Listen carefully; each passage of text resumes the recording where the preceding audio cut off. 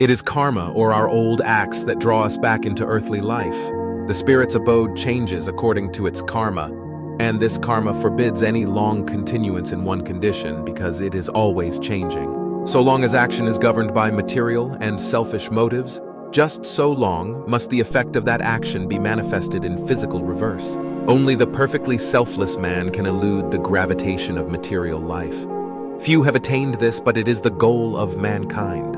Those who believe in karma have to believe in destiny, which from birth to death every man is weaving thread by thread around himself as a spider does his cobweb.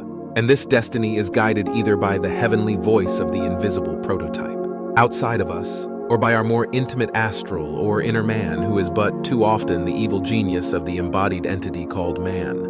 Both these lead on the outward man, but one of them must prevail. From the very beginning of the invisible affray, the stern and implacable law of compensation steps in and takes its course faithfully, following the fluctuations. When the last strand is woven and man is seemingly enwrapped in the network of his own doing, then he finds himself completely under the empire of this self-made destiny.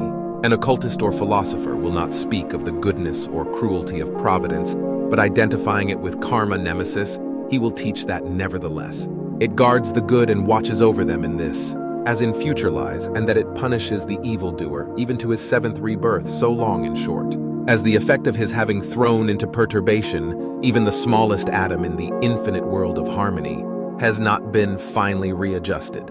For the only decree of karma and eternal and immutable decree is absolute harmony in the world of matter, as it is in the world of spirit.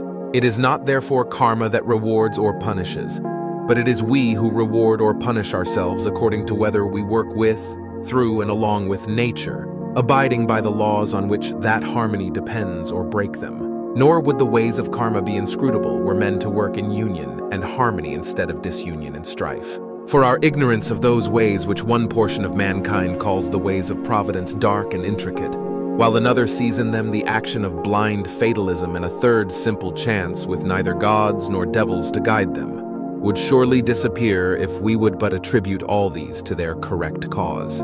We stand bewildered before the mystery of our own making and the riddles of life that we will not solve, and then accuse the great Sphinx of devouring us. But verily there is not an accident of our lives, not a mishappen day or a misfortune that could not be traced back to our own doings. In this or in another life, the law of karma is inextricably interwoven with that of reincarnation. It is only this doctrine that can explain to us the mysterious problem of good and evil, and reconcile man to the terrible and apparent injustice of life. Nothing but such certainty can quiet a revolted sense of justice. For when one unacquainted with the noble doctrine looks around him and observes the inequalities of birth and fortune, of intellect and capacities, when one sees honor paid to fools and profligates, on whom fortune has heaped her favors by mere privilege, of birth and their nearest neighbor, with all his intellect and noble virtues far more deserving in every way, perishing for want. And for lack of sympathy, when one sees all this and has to turn away helpless to relieve the undeserved suffering, with the cries of pain around him, that blessed knowledge of karma alone prevents him from cursing life and men as well as their supposed creator.